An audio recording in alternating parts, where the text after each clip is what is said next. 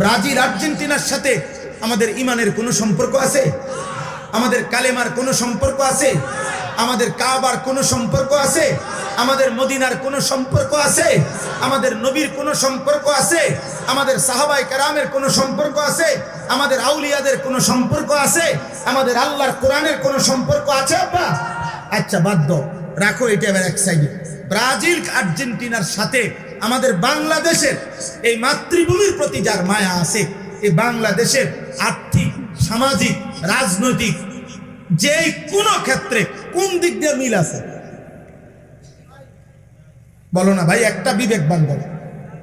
বাংলাদেশের আর্থিক উন্নতিতে ব্রাজিল এবং আর্জেন্টিনার সাপোর্ট যদি আমাদের দেশে ব্যাপকভাবে বাড়ে, তো বাংলাদেশের বিদ্যুৎ সমস্যার সমাধান হবে, তেল সমস্যার সমাধান হবে।